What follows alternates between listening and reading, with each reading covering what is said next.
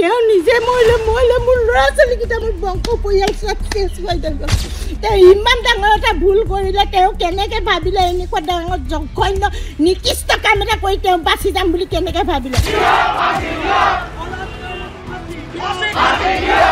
এই ৰডটো চাওঁ এই ৰডটোলৈকে মাৰিছিলে ছোৱালীকেইটাক ছোৱালীটো এইমাত্ৰ ফাঁচীৰ শাস্তি হল জগত সিঙৰ এই কলেজৰ ছাত্ৰী বিপ্লৱী দাসক কলেজৰ পৰা ঘৰলৈ উভতি অহা সময়ত অপহৰণ কৰি ধৰ্ষণৰ পিছত হত্যা কৰি শৌচাগাৰৰ টেংকিত ভৰাই ৰখোৱাৰ বাবে এতিয়াহে আচল গোপন ৰহস্যবোৰ ফাদিল কৰিলে জগত সিং নিজে জেলৰ ভিতৰত কান্দি কান্দি আচলতে কিয় বিপ্লৱী দাসক এনেদৰে হত্যা কৰা হৈছিল আৰু কিদৰে জগত সিঙে কলা ধনবোৰ লুকাই আছিল আৰু কিদৰে এই কলা ধনবোৰ ইনকাম কৰি আছিল জগত সিং নিজে এইবোৰো এতিয়ালৈকে ফাদিল হৈ পৰিল তো চলক আমি জানি লম আচলতে জগত সিং এই জঘন্যতম কামটো কিয় ঘটালে আৰু কিদৰে এই কলা ধনবোৰ জমা কৰি আছিল তাৰপিছত আমি এই ভিডিঅ'টোৰ শেষত বিস্তাৰিত আলোচনা কৰিম আৰু আপুনি এই চেনেলটোত নতুন হৈ থাকিলে এতিয়াই চেনেলটোক সাবস্ক্ৰাইব কৰি ৰাখক একেবাৰে গম নাপালোঁ মই সেইটোকে কৈছোঁ যদি তেনেকুৱা কিবা এটা হৈছিলে তুমি মোক কিয় কথা হাৰ নজনালা আচ্ছা কিয় তুমি এইটো কৰি পেলাই নিজে বাচিম বুলি ভাবিলা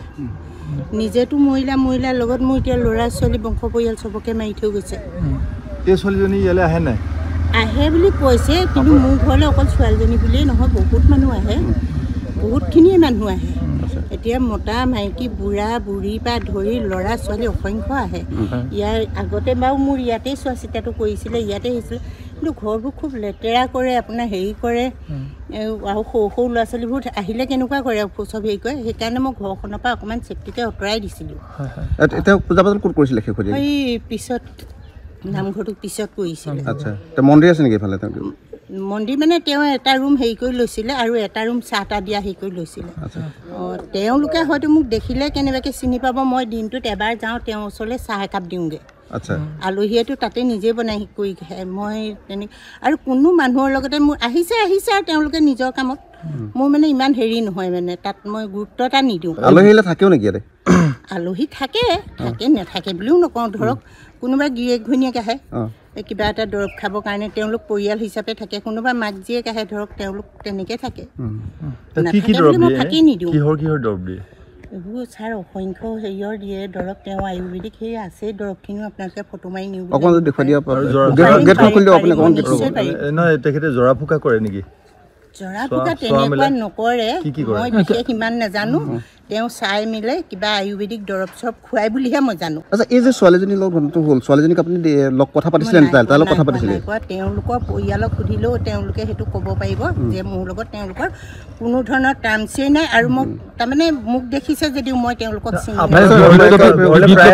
ছোৱালীজনী 7 তাৰিখৰ দিনাখন আপোনালোকৰ ইয়ালৈ আহিছিল তাৰ পিছৰ যিটো ঘটনা সংঘটিত তাৰ বিষয়ে কিবা জানে নেকি আপুনি 7 তাৰিখৰ দিনাখনি মোৰ ঘৰলৈ নাই অহা যিদিনাখনি তাই ছোৱালীজনী হেৰাইছে বুলি কৈছিলে সেইদিনাখনি ৰাতি তেওঁলোকৰ ঘৰৰ মানুহ আহিছিলে মোৰ ঘৰলৈ কৈছিলে 2টামান বজাৰ পৰা মোৰ ছোৱালীজনী নাই এনেকৈ তেনেকৈ আপোনাৰ ওচৰত অকণমান চোৱাবলৈ আহিছোঁ কিন্তু মোৰ ভতিজাটোৰ কেঁচুৱা জন্ম হৈছে মোৰ ডাঙৰ ল'ৰাটো ভতিজাটোৰ লগত আছেগৈ মই ক'লোঁ যে আমাৰ এনেকৈ চোৱা লাগিছে আমাৰতো বামুণীয়া মানুহৰ চোৱাটো জানেই আপোনালোকে চোৱা লাগিছে গতিকে আমাৰ চোৱা চিতা নকৰে আপোনালোকে বগীয়াঘাটত 2জন মানুহ আছে এজন পেঞ্চন বুলি কয় আৰু এজন গুণিত নষ্ট তেওঁলোকে ভাল চোৱা চিতা কৰে আপোনালোকে তেওঁলোকৰ ওচৰতে গৈ এবাৰ দেখুৱাই লওক মই তেনেকৈও কৈছোঁ দেই তেওঁলোকে কৈছে থানাত আমি জনাই আহিছোঁ মই ভাল কাম কৰিছে এজনী গাভৰু ছোৱালী ঘৰৰ পৰা নাইকিয়া হৈছে থানাত জনাবই লাগিব তেতিয়াও তেওঁলোকে কোৱা নাই যে আমাৰ ঘৰলৈ আহিছোঁ বুলি কৈছে বুলি তেতিয়া তেওঁলোকে মোৰ আগত উল্লেখ নাই কৰা আপোনালোকৰ ব্যৱসায়িক প্ৰতিষ্ঠানৰ পিছফালে থকা এটা শৌচালয়ত বিপ্লৱী দাস নামৰ এগৰাকী ছাত্ৰীয়ে মৃতদেহ উদ্ধাৰ কৰিছে আপুনি কি ক'ব এই অনুভৱত কি ক'ব বিচাৰে মই কি কওঁ দোষী সদায় দোষীয়ে লাগিলে মোৰ স্বামীয়ে হওক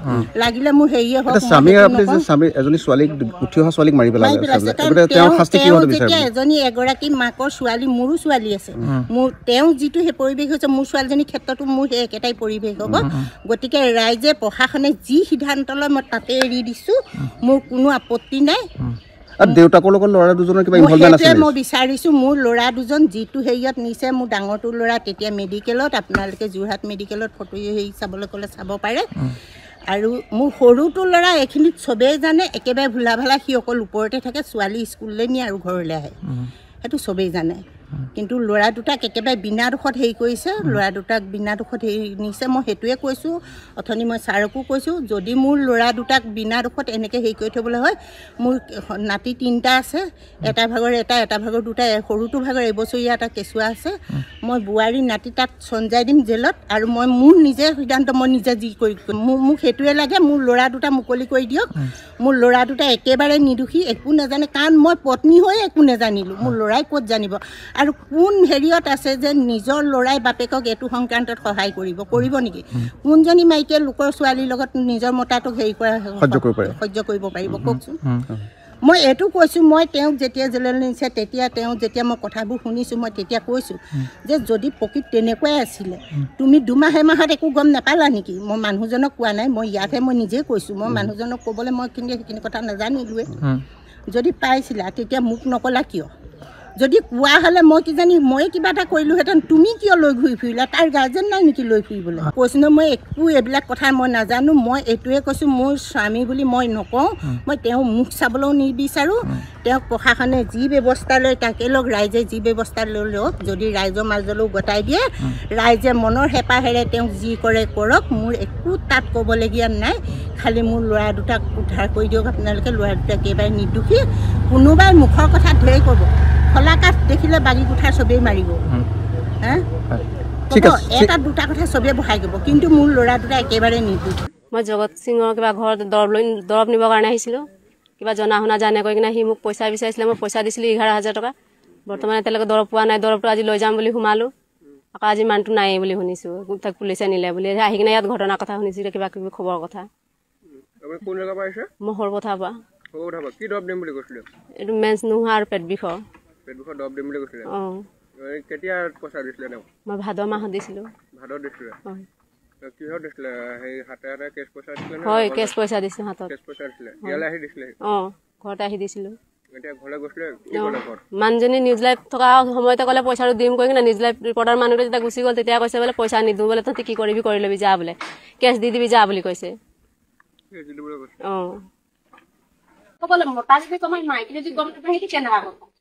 আমাৰতো দুখীয়া মানুহটো ক'ব গ'লে ইমান দি কথা, ইমান দি চাই থাকিলো, ভাব হাতে কিনে আমি ভগাই আপোনালোকৰ মানুহ ইমান ডাঙৰ ঘৰ দুৱাৰ ঘৰতো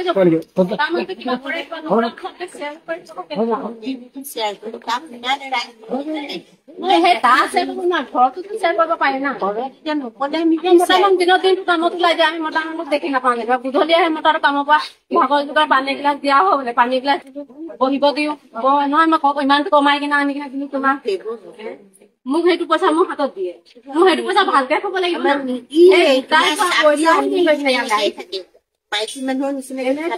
বদনাম কৰিব লগা হোৱা নাই বা আপোনালোকৰ লগত মোক দুশ্মনীও নাই। চাবিটো 24 ঘণ্টাৰ লগতে টকালতে থাকে নাথাকে সেইটো মই গম নাপাওঁ, কিন্তু মোৰ কাম কৰা ধৰণটো মোক লাগিবই।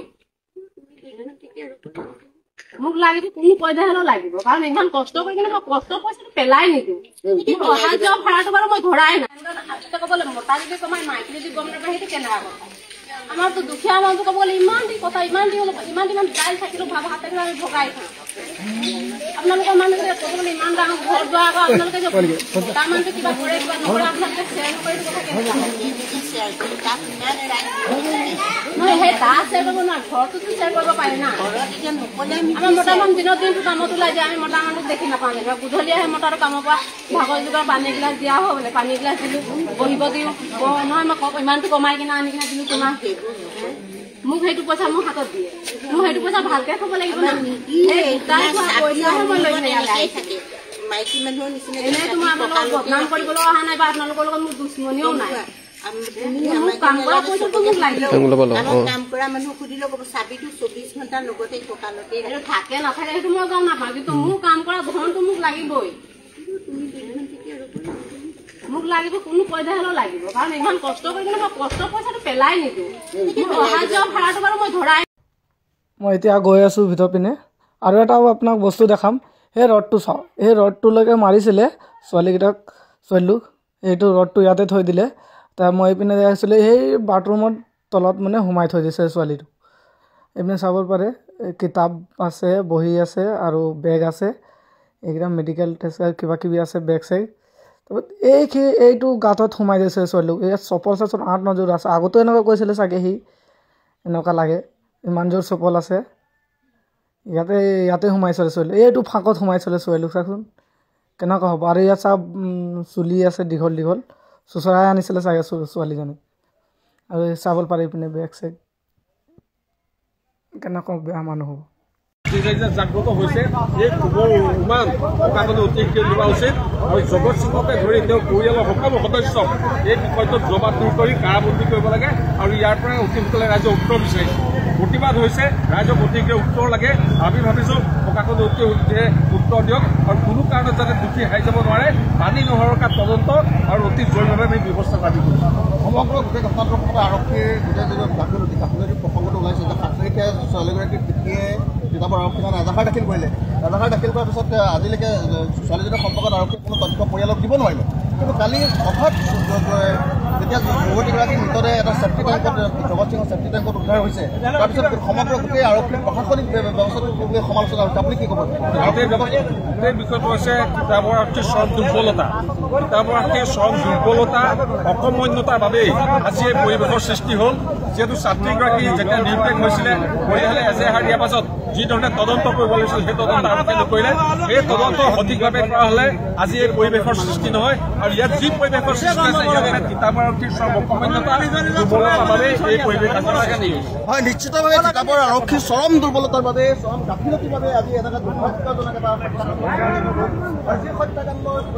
তো যিয়ে নহওক বন্ধুসকল আপোনালোকে ভিডিঅ'টো শেষলৈ চোৱাৰ পিছত আচলতেই বুজি পালে যে জগত সিঙে কিদৰে কালাধনবোৰ জমা কৰি আছিলে আৰু কি কাৰণেই এই বিপ্লৱী দাসক হত্যা কৰিলে ধৰ্ষণ কৰাৰ পিছত লেট্ৰিনৰ টেংকিৰ ভিতৰত ভৰাই ৰাখিছিল কি আছিল গোপন ৰহস্য বিপ্লৱী দাসৰ মৃত্যুক লৈ এতিয়ালৈকে আপোনালোকে সম্পূৰ্ণ ভিডিঅ'টো চাই বুজি পালে তো যিয়ে নহওক বন্ধুসকল সম্পূৰ্ণ ভিডিঅ'খন চোৱাৰ পিছত আপোনালোকৰ অতি মূল্যৱান মন্তব্যটো কি এইটো কমেণ্ট বক্সত জনোৱা আৰু ভিডিঅ'টো ভাল লাগিলে এটা লাইক মাৰি চেনেলটো ছাবস্ক্ৰাইব মাৰি অৱশ্যই ভিডিঅ'টোক এটা শ্বেয়াৰ কৰি দিব ধন্যবাদ।